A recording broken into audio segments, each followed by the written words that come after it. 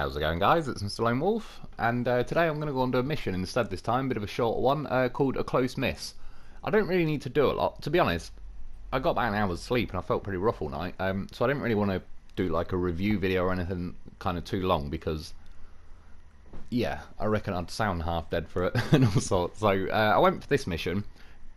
Mainly, I wanted to take out the Kenworth W990. So for this one, I'm on the reactive zone map. And yeah, got to go over, well, down to the bottom corner really, and there's a flatbed semi-trailer and a large pipe in the river, and then you've just got to take it down to that factory, which is pretty close by. Yeah, so you need a saddle low, because you're going to have to get the trailer, and also a crane to lift the large pipe. Just trying it out there, my Lo4f, he is a goddamn professional. Look, I managed to pack him, even though his rear wheels are just packed onto the crane. That is the sign of a true goddamn horse. Yeah, he figured it out. See, I told you, I said this the other day, I can get the Lo4f on things that he shouldn't be able to get on. And this, yet again, proves him correct. Yeah, he's on there pretty good. And I was wobbling around, do you know what, while I was driving along, obviously it gets a little bit top heavy and wobbly. In this truck, 'cause it's like, not a massive truck compared to stuff like the Zik 605R and that. In a second at some point, I'd drop the suspension down, and that actually works quite nice for the tippiness. You can, throughout the video, there's a couple of times where I have to raise the suspension again because it's kind of digging into the ground and stopping my rear tyres from really getting much traction. But in this sort of scenario, when you're bombing down the highways and that, yeah, it's actually like a legitimate use really for putting the axle down. And like that's why I'm sort of swerving left and right there. By the way, look, must have been ridiculously close to the hitbox on that crane. And yeah, into this boggy, swampy section, which was going alright for a while. You can see now the rear axles are kind of like, yeah, they're just lifting all the weight really off the rears, what little it has anyway, and it's worth lifting at this point instead of wading through the mud. And this thing, yeah, there's a few people have said like, take this out and try it. I tried it the other day. What mission was it on? It was Bridging the Gap, I think it was, and yeah, in the end I scrapped the footage and just got a different vehicle to do it. I did it with Dan in the end, and even then it was, yeah, it was just a bit of a brutal mission. The trailer was terrible and the route you had to take it, you don't really have any other choice, but it just kept digging in every 2 minutes, so it kind of sabotaged the truck really. So yeah, that wasn't a very good test, so I wanted to bring it out for this one. I've kept the, I believe, the tyres on it that are like, come with it, the sort of Kenworth special set that it gets. Yeah, and I have to say, I like it a lot, to be honest, because like when you're travelling through the muddy sections like now, this truck is by no means the best truck or anything like that, and it doesn't even have all-wheel drive, so your front's bogging in. But what I like about it is that even though it gets bogged down easily, it has a nice amount of low-end torque, power, revolutions per minute going on the wheels, and it feels like it's putting a decent effort in, and it actually digs in, and then, as you saw, slowly drives through the mud, which is, yeah, great. That's more how they should kind of average it out for a lot of the vehicles. Yeah, I tipped over there and I just hit the quit and reload. I was kind of semi-distracted, my cat's floating around, and then at some point near the end of the video my brother got home as well, so it's all good, but just, yeah, I was kind of barely paying attention at the best of times. Yeah, as I come flying through, smashed into the crane, didn't skid around the hitbox that time, but here's another good example. Like, I was able to drive forward, but now the front axle's got no power. That drop axle was kind of lifting the rears up. But yeah, tuck it back in. That's what she said. And then we're away. And then at this point, oh yeah, nearly tipped there.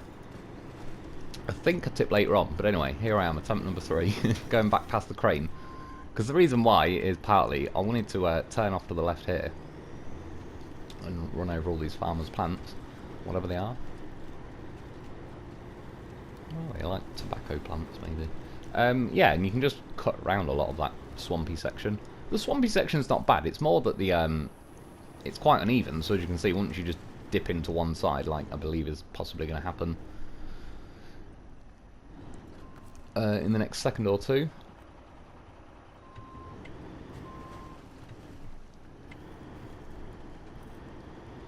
There, you see, like, just once the axle starts going in, it doesn't really have time to save itself. The crane as well makes it top heavier. And yeah, fired a winch out. Unfortunately, the winch, like the middle winch on this, needs to be a little bit further forward. You can see there, it's kind of between the rear axles and the drop axle. It really needs to be like probably about level with a crane really, or at least at the back of like that fuel tank and in front of the drop axle. However, I mean, look at me, Lo4f, what an absolute goddamn unit. I fell over and it won't even let me pack the vehicle, but the Lo4f is just hanging on with just sheer willpower and nothing else. He ain't messing around. He's like, this is my roof. There are many like it, but this one is mine. Without my roof, I am nothing. That is not true. Lo4f is goddamn professional even without a roof. Without Lo4f, that roof is nothing. That is true. Yeah, so, successful rescue. And then, oh no, please don't. Just about kind of saved it with the winch. Unfortunately, when I did the steering, I think I turned it like right, so you'd think if anything it would have helped, but it didn't. It made me slip even further over. However, kept the winch on that, did the winch from the middle to a different tree just to get a bit of a more perpendicular angle. Don't even know if that's the right word. I'm throwing it in there. It's been a while since they told me what words mean what. Yeah, and yet again, there's a goddamn horse, like I say, he's hanging on to that roof. Like his life depends on it. My life depends on it. But yeah, that's what I mean. Even now, I think I kept looking to see if I can, like, the option to pack the vehicle. Just back there, I think after the first time I tipped, it actually said pack vehicle, and I scrolled down and clicked it, and just as I did it, the option vanished, and I don't think it did pack the vehicle. Like I say, it's just sort of hanging on with sheer professionalism. Yeah, which was nice. I mean, I could have just towed him behind me, but why do that? Lo4f doesn't do things by halves. Sticker flying off on the screen. Yeah, again, I might have been... Oh no, it was either the suspension I'm putting down or I'm looking for the packed vehicle option.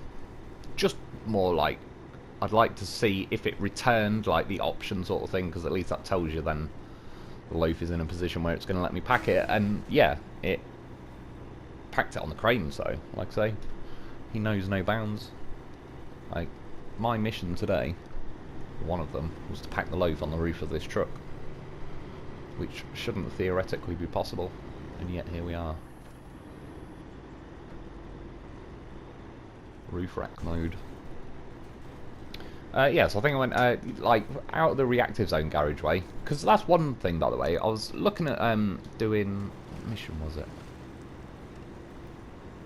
I know I didn't have anywhere near enough time for the gameplay and review. Oh yeah, it was there was a roadblock. It's called like, oh, what the hell was it? I think it's Rubble Trouble or something, but there's like 1 and 2, and they both need a metal beam, so I was kind of thinking I might just do both of those missions together, since where you've got to drop the metal beams off are pretty close to each other, and it just seems a bit pointless going all the way there for one beam, and then essentially at some point doing another video which is going to go all the way, do the exact same video and just end up like a little bit over to the right on the map, but yeah, still a pretty similar place. Part of the reason I didn't do that in the end was I just wanted to go on a different map, to be honest. I've like very briefly been on that Avira Hills when I rescued the Fem 37, but yeah, for the most part I've just been on Pipeline Bay, and yeah, I just wanted to do a different map really, and then like I say, that kind of rolled out doing the metal beams and that on Pipeline Bay or any of those contracts. Flicked through a few of the other contracts. I was looking at stuff like the power lines ones, but they're locked behind quite a few other contracts at the minute. It just kept saying, you know, you got to unlock this one to do it, but then you click on that and it says that's locked, you got to do this one. So I'll get around to them at some point. But yeah, they clearly like I wasn't really going to get stuck into them tonight. And then yeah, in the end I settled on this mission, which I'd say was a pretty decent mission. And yeah, I'm glad I picked this truck to do it. It seemed like that's why I wanted to do it really, because I need a saddle low, I need a crane. This can actually have those options. In theory, I mean, I like to rotate through vehicles, so for example, if I brought Bruce, obviously it'd smash it, but it'd almost be a bit of a waste of bringing Bruce on like a smaller mission like this. Yeah, whereas like I say, this one, yeah, did very nice. I really like the way it's sort of been balanced, and it drives it. In that sense, it feels a lot more like organic and natural, how you'd hope it would travel through mud. Like, I have absolutely no problem with the mud slowing me down if once I apply the power, it just feels like you actually wind up in first gear or whatever on this. Whereas, like I said, all the other ones just feel like there's such a severe rev cap on them that you feel like you're sitting, you know, a few hundred RPM, if that, over idle, which translates as, like, in real life, there might be times you want to go down into low or first and have low res, but you know what I mean, like, if you're in first gear and you floor it, it's going to move the truck or it's going to wheel spin, but you're not really going to want to sit there at, like, 200 RPM above idle. And that's what a lot of trucks feel like, the way they sort of, whether they nerf it or just, yeah, the way it pans out with the terrain. Whereas, considering this thing isn't even all-wheel drive, clearly the two rear axles have actually got pretty decent grip. And it actually makes sense, like, yeah, so it feels very nice to drive the truck. So I'll probably try and get it out on quite a few more missions, really. In fact, yeah, it's not a bad thing. I need to do a gameplay review on this. I do remember, though, I was going to do it on this, and then I believe someone was saying it was going to get a patch, so I left it until the patch was done, but then obviously just busy and all sorts, I didn't really get around to it. But yeah, so I've still got this one to do as well, which should be pretty cool. It'll be pretty interesting to see how it behaves on all the original maps. But yeah, that's why it was a good choice for this mission, because it was a little bit, obviously, the crane with the large pipe and the trailer and all that, but there was a bit of highway driving, a bit of this muddy, swampy tracks and all the rest of it. But yeah, I didn't want to get stuck into, for example, like when I did that Bridge in the Gap contract the other day, that was just a bit of a monster mission, and doing it with this truck on top, sort of, was a bit overkill. That being said, like that trailer was a troll, even like for a truck like Dan, and Dan is a bit of a beast mode truck.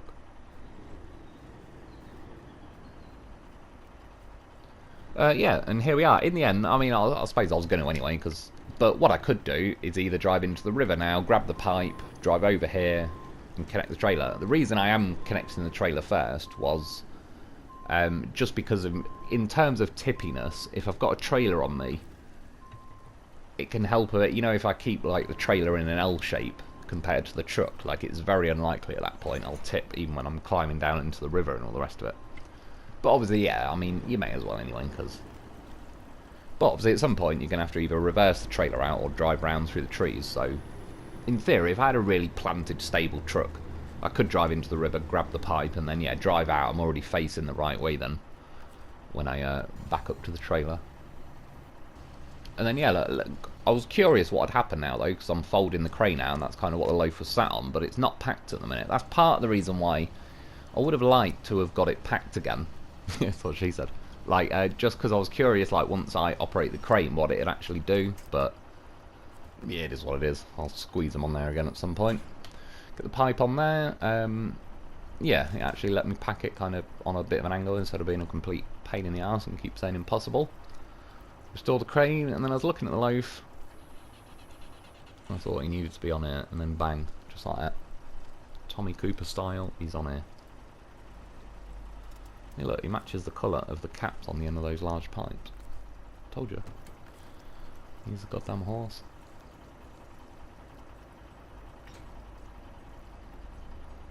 He's packed, and we're good to go. I think it was somewhere around now when my brother got home, so yeah, you can kind of tell when there's an edit and the shadows all change that I was probably sat there a little bit longer.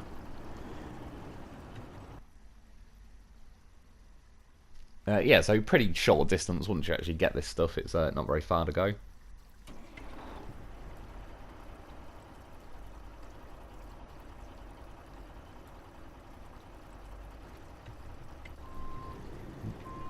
Finally setting off.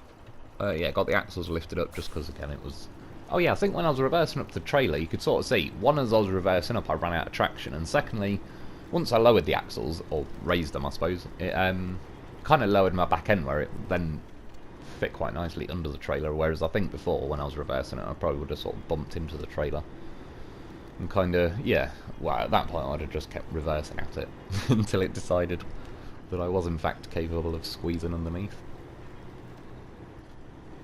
And yeah, even like this vehicle winds, again, like, because it feels they've been pretty relaxed with the rev caps, it winds up in auto quite nice, and then you can get in high, even in the rougher terrain and that. At the minute, I didn't quite want to go in high yet, just get back round here and that, but yeah, again, it is a very credible vehicle, especially considering it's not all-wheel drive. You'd mostly think you just write it off as it's practically a highway vehicle at that point, but yeah, this is definitely capable of handling various parts of these maps. I've been round in some of the best trucks in the game, and I've hit swampy patches where it near enough stops me dead and you have to fire a winch out and all that, so you're still going to get all that, but yeah, I was pretty impressed by this truck. And again, I'd like to see, with the way it handles mud, just with the dynamics of how it does have more RPMs. I wish they'd go over a few of the other trucks and do that, because that's one reason I always originally liked the Voron Grad, for example. That's a very good truck, but it's not got diff locks permanently on, so it's kind of statistically at a bit of a disadvantage versus, say, like the Voron AE. But I've just always really liked it. In high gear, it's great. It's got nice, perfect balance where it sort of drifts the back end out a bit. And yeah, so incredibly nice truck because of that. Navistar's another example of a very nice truck. Yeah, but I got here, again, at this point I was talking to my brother, but I unpacked Lo4f, and then delivered the pipe. That's what she said, I'm quoting me. And then yeah, at this point, I'll probably pack the Lo4f on the trailer.